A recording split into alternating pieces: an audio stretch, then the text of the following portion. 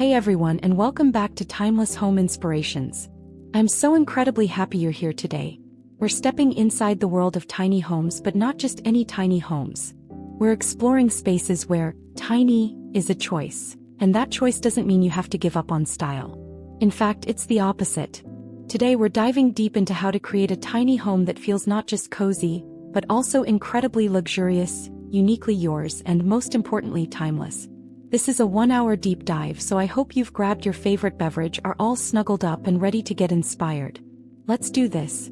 When people think of tiny homes, they often picture minimalism, white walls, and a lack of personality. They think it's all about sacrifice. But I'm here to tell you that's a total myth. The reality is that a small space is actually the perfect canvas for creative design. It forces you to be incredibly intentional with every single choice you make, from the paint color to the throw pillows. And that's what we're talking about today. We're going to break down the key elements that transform a simple tiny house on wheels into a stunning one-of-a-kind home. We'll talk about the magic of layering textures, choosing the right warm colors, the power of smart lighting, and so much more. This is a comprehensive guide to tiny home design that you won't want to miss. The foundation: crafting a cohesive and inviting color palette. Okay, let's start with the absolute foundation: color. Color sets the entire mood of your home. It's the first thing you notice and the last thing you feel. For a timeless feel, you want a palette that is inviting and warm, not sterile and cold. We're going to focus on an earthy, natural color scheme. Think rich creams, soft beiges, warm grays, and deep greens. These colors are not only incredibly soothing but also super versatile. They won't feel dated next year. They're like your favorite pair of jeans, they just always work. Look at this wall, for example. It's a beautiful warm off-white. It does the job of reflecting light, which makes the space feel bigger and brighter, but it's not a harsh, cold white. It has a slight yellow or even pink undertone that makes everything feel cozier and more welcoming. Now let's talk about using color to define different zones. Even in a small space, you can create a sense of separate areas. Maybe you use a deeper shade of green on an accent wall behind your desk area to make it feel like a dedicated workspace. Or a beautiful dark wood paneling in your sleeping loft to create a cozy, cave-like retreat. It's all about subtle differentiation. A key tip here: stick to one main color palette. You can have fun with different shades and tones within that palette, but don't go for too many contrasting colors. It can make a small space feel cluttered and chaotic. The goal is flow and harmony, not a visual clash. Think of your palette as a beautiful song. You want all the notes to work together.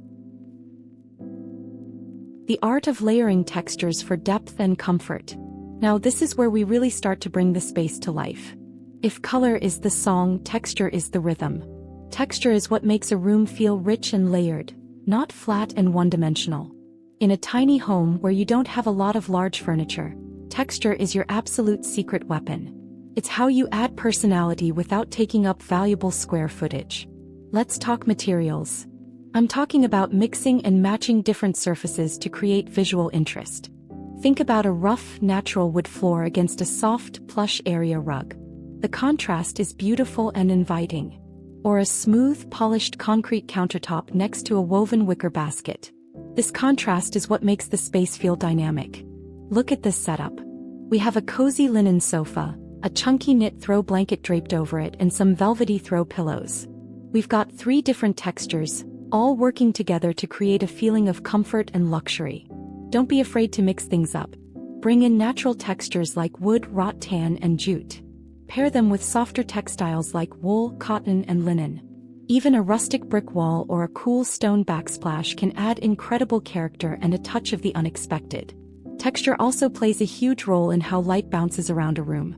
A glossy surface will reflect light differently than a matte one. So, when you're picking out your materials, think not only about how they look but also about how they feel and how they interact with the light in your space throughout the day. It's all about creating a multi-sensory experience. Smart lighting and the power of ambience. Lighting can absolutely make or break a tiny home's interior. Good lighting can make a small space feel expansive and welcoming, while bad lighting can make it feel like a cramped closet. We want to avoid that at all costs. You need a layered approach to lighting. Don't just rely on one overhead light. You need 3 types: ambient, task, and accent. Let's break it down. Ambient lighting. This is your main source of light. It should be soft and warm. Think flush mount ceiling lights, or even a couple of track lights that you can aim. The goal is to provide a soft general illumination. You want to avoid one harsh, bright light in the middle of the ceiling. Task lighting. This is for specific activities. A small, adjustable desk lamp for reading, discreet under-cabinet lighting in the kitchen for cooking, or a flexible reading light next to your bed. This makes the space functional without having to light up the whole room, which is crucial in a tiny space. Accent lighting. This is for setting the mood and highlighting features. This is where you can have some fun. Think of a beautiful decorative pendant light over a small dining table or LED strips hidden behind a bookshelf to create a soft, ethereal glow. These are the details that make the space feel special and intentional. A key pro tip for tiny homes: use dimmers. Dimmers are a total game changer. They give you complete control over the mood and ambience of your space. You can have a bright, functional space for cooking, and then dim it down for a cozy, relaxing evening. It's like having multiple homes in one. The finishing touches: furniture, decor, and personalization. Finally, let's talk about the pieces that truly make a house a home. In a tiny house, every single piece of furniture has to earn its place. It needs to be beautiful, but it also has to be incredibly functional. This is where smart design shines. Look for furniture that serves a dual purpose. A storage ottoman that can also be a coffee table. A dining table that folds down to save space. A bed with built-in drawers underneath. A sofa that pulls out into a bed for guests. These are not just clever ideas. They're non-negotiable for tiny living. When it comes to decor, remember the rule: less is more. But that absolutely doesn't mean you can't show off your personality. Display art that you truly love. A gallery wall can be a great way to use vertical space and tell your story. Use mirrors strategically to reflect light and make the space feel larger and more open. And for goodness sake, bring in plants. A touch of greenery makes any space feel more alive and connected to the outside world. The goal is to curate a collection of items that you love. Each piece should have a purpose or a story behind it. This is how you create a home that feels personal, not generic. It's not just a tiny house, it's your tiny home. So there you have it. A tiny home isn't about living with less. It's about living with more intention.